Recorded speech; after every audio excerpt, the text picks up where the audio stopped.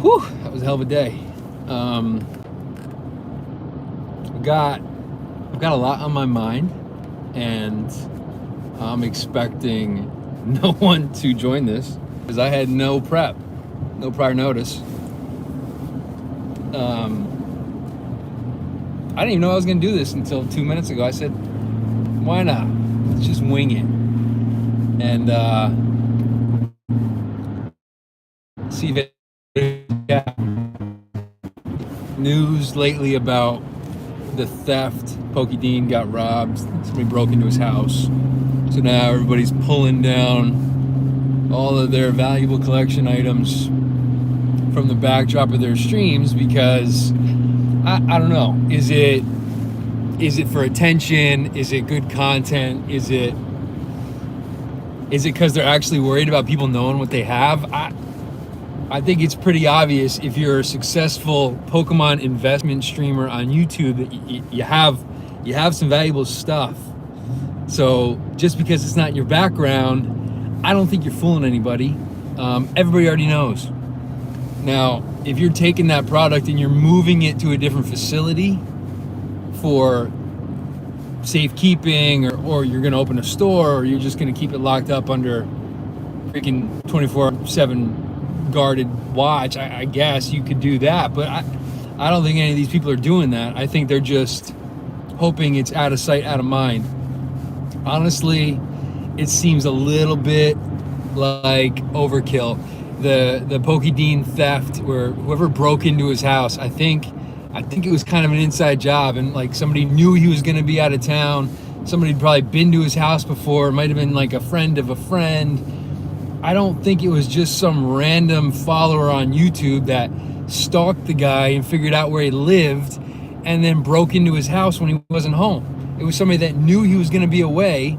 Somebody knew what he had. Somebody knew where he lived, knew how to get in. I don't know. It doesn't feel like a random break-in to me. And the amount of attention this is getting is warranted because this sucks for Poké. It really, really sucks. I get that. But I don't know. I don't think this is something that everybody needs to worry about. I don't think there's a gang of robbers going around robbing everybody's Pokemon collections. Aquarium, how you doing? I'm ranting about what you've probably all heard a ton about already, the theft at Poké house. Somebody broke into his house and stole his whole collection, which is really terrible. I feel terrible for the guy, but I don't think everybody pulling down their collections on their YouTube channels, hiding it from their backdrop or whatever, is going to change anything. I don't think these people are getting robbed because people are like, oh, this guy's got 8 Evolving Skies booster boxes behind him while he's filming YouTube videos. Let me go break into his house. I don't think that's what's happening here. I think somebody knew Poké was going to be away.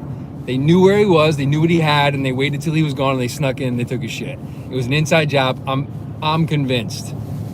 Who knows? I don't think it's a bad idea to be careful with your collection. If you've got a lot of valuable stuff at home, locking it up in a safe or keeping it in a different facility somewhere, sure. Nick Ryan, nice hair. I like your hair, man. I appreciate it. Thank you very much. I'm kind of just ranting. It's my ride home from work.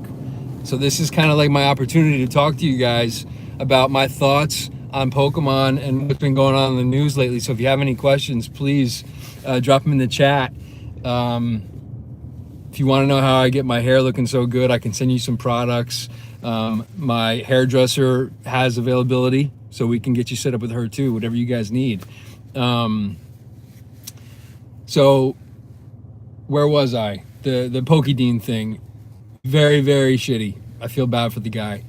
Hopefully it was a one-off thing, but there's been a lot of theft at stores and break-ins, so it's what happens when there's money and stuff. There's always people with malintent. And this is what it is. You just got to protect yourself. There's bad people out there in the world, so do what you can to keep yourself safe, keep your collection safe, and then hopefully, we don't hear about too much more of this happening in the future. Other thing I want to talk about, which is kind of old news at this point, PSA, $25 a card now, $26 a card now. I had a lot of cards that I wanted to send out to PSA that could have been, I guess, profitable at $19 a card. At $25 a card, yeah, they're still profitable, but it takes my comfort level much lower. I'm not as comfortable risking cards at PSA hoping they get 10s if I'm paying $26 a card. That is a lot of money, especially when you're talking about sending like 30, 40 cards at a clip. Even if you're sending 10, if you just want to get into card grading now, and you're just like, yeah, let me try it. Why not? It looks like fun. PSA, I'm going to take 10 random cards from my childhood binder collection and send them out to PSA. It's going to cost you like $300 more. It's going to cost you more than $300 to just experiment with PSA. So I get why so many people on YouTube are saying it shouldn't make that much of a difference. If you're grading cards to make money,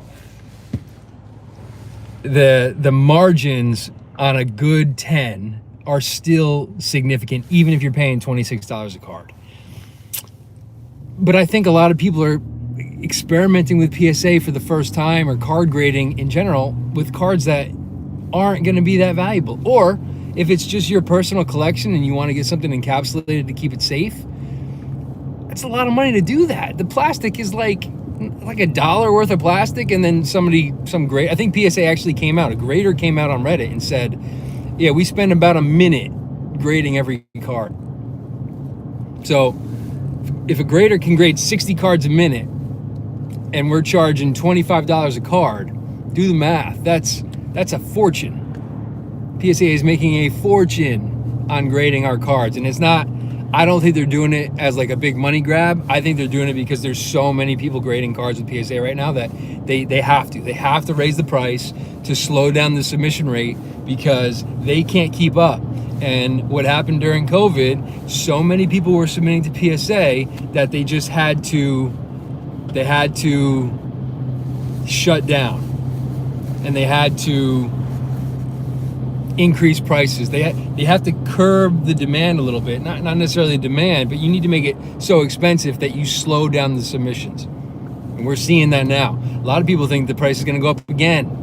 So I'm not trying to scare you into submitting. Like, if you've got a group of cards you want to send out to PSA, if you're either you wait a couple of years for pricing to come down again, maybe it does, I think it will, or you just suck it up and send it in now, because it's probably going to be more expensive in the near future.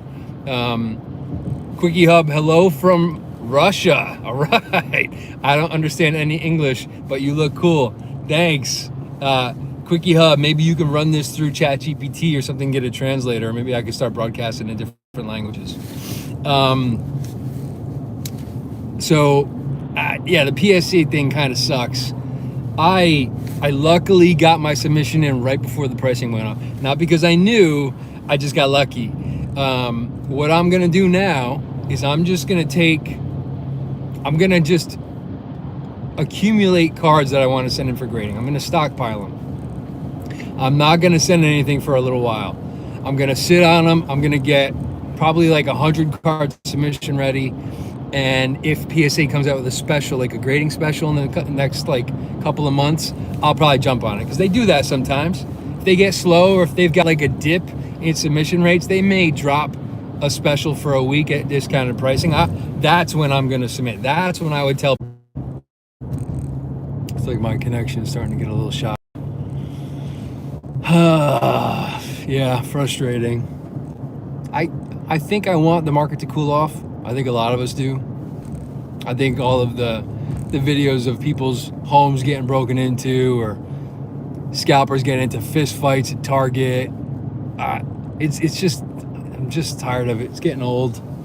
I'm ready for product to be readily available at MSRP, and we can go back to what it was before. It's probably not realistic. I mean, the genie's kind of already out of the bottle. There's no putting it back. We just got to adapt. adapt and try to get ahead of whatever comes next, whatever that is.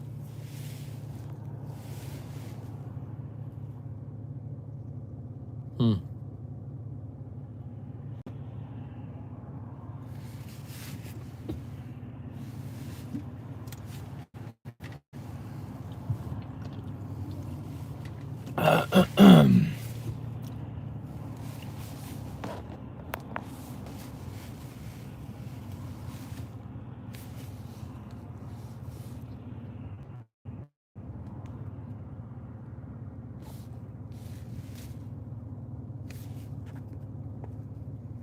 I have no idea what this is.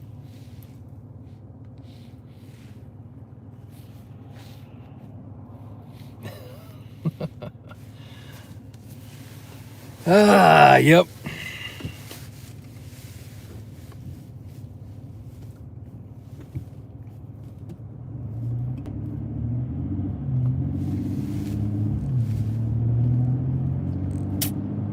Pokemon, man.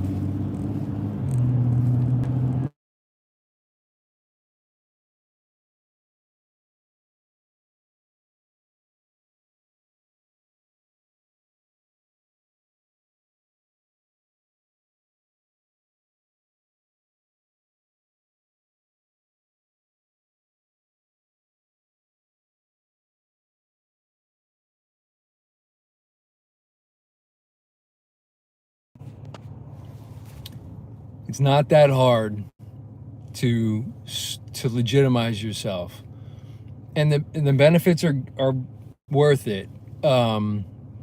But I'll be honest, it was more work than I thought it was going to be, and it continues to be more work than I thought it was going to be.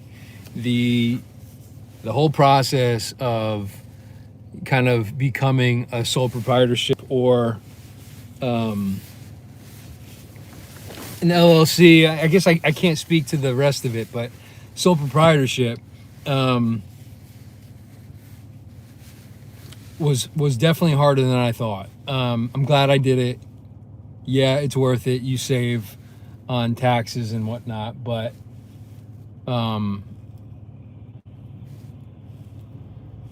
I don't know.